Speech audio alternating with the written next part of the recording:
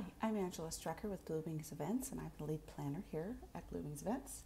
And this is my first video blog. And as you can see, I'm sitting here in my office. Not the cleanest office, but this is who I am. So I'm going to do my first blog here on groom speeches. And it's the 10 easy steps. I do it a lot of times in my speeches when I'm teaching on networking, and I kind of give it a talk about groom speeches in this too. So we're going to start off with grooms who are always asking me about, do they have to give a toast? Do they have to give a speech at their reception? While many times they do it at the rehearsal, I do encourage them to also do it at the reception.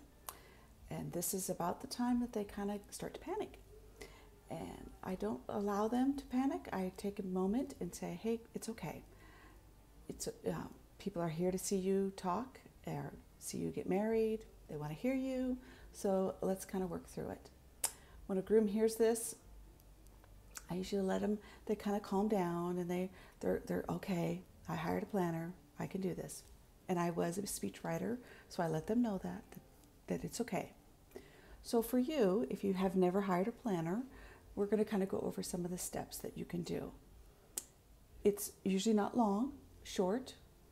You can do it long, but this is not a speech. This is a thank you. So just remember that it's always a thank you. And always, always, the groom is last. Don't let mom, grandma, dad, groomsmen, anyone else jump in right afterwards. And let your planner or your DJ know that the groom is last. And this is just protocol and out of respect that the groom is the last one to give the speech. So let's go into the steps of the 10 easy steps for writing a speech. Or thank you for the groom. Super easy.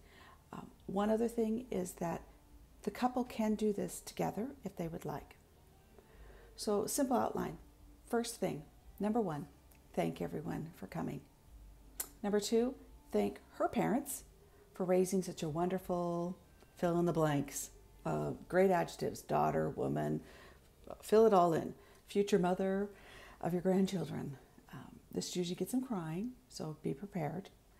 Thank your parents for putting up with all of your shenanigans. You know all the stuff you did, the stress you caused them. So gray hair, whatever you want to say to your parents. So go ahead and thank them for that. Number 4, thank your groomsmen to your left. Thank your boys for having your back. And you can go into any kind of, shenanigans you guys went into. And you can thank each one individually, or you can just thank them as a group. Number 5 is thank the wedding party, your bridesmaids, the bridal party for your bride. Supporting her, for caring for her, for taking care of her. Touch on a few of them if you'd like to. Number 6, when you're going to toast your stunning bride. So you've thanked your parents, you've thanked the wedding party, you've thanked the guests. Now you're going to toast your stunning bride. So here's where you're going to lay it on and lift her up. Put her on that pedestal. A lot of times are like, don't put me on the pedestal. Do it. Tell her how much you look forward to growing old together. You can put a poem in here. There's lots of different things you can do. And just, isn't she beautiful? That kind of a thing. Didn't she do a great job decorating, putting this all together? Whatever she did here personally, put her up there on that pedestal. And then kiss her. Toast her. That's when you're going to toast. Thank her. I'd like to toast my bride. And then you're going to kiss her. And here's where you can change it up. And I like to offer this to the groom and the bride to kind of talk about it. Usually I talk to the groom first because sometimes the bride, he wants to surprise the bride on it. I like to say now, or offer to the groom to say, now I would like you to honor me with the first dance as Mr. and Mrs. This is a great transition into the first dance. Right from the toast into the first dance, if you're not already doing it with the cake or something like that. Keeps the focus on the couple, and it's kind of a great way to just kind of transition into something else.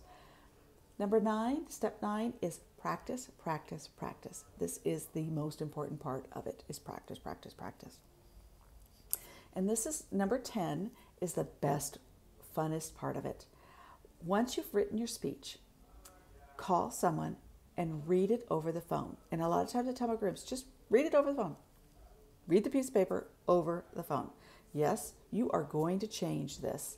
You're going to change the words. You're going to change how it sounds, because it sounds totally different when you're reading it to somebody. It sounds different when you're reading it to yourself than when you're reading it actually to somebody. So make sure you read it to somebody over the phone. I usually have my grooms call me.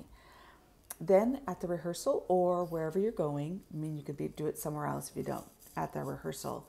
But I usually ask them at the rehearsal, go stand at where you're going to do it and have them do it. Do the speech 1 time or 2 times or 3 times. Take a groomsman. If you don't have a planner with you, take a groomsman with you. Read it through 1 time. Tell the groomsman, don't say anything. I want to just read it through 1 time. Read it through 1 time. Then the next time, have your groomsman interrupt you. Now, when I'm with them, I like cheer and clap and cry, pretend like I'm crying, and it just shocks the groom. They're like, what are you doing? And it's to kind of give them the real life thing. So have your groomsmen do it, kind of throw you for a loop. They love heckling you, and they will during your ceremony or during your toast. So let them heckle you. This really gives you a good feeling of how to be interrupted, because it will happen. Guaranteed it will happen. So you will be very happy when you leave the wedding after the reception. You'll be like, that is exactly what happened. And it's a lot of my grooms tell me this is exactly, Mom cried. Oh my goodness, the groomsman heckled me. What the heck?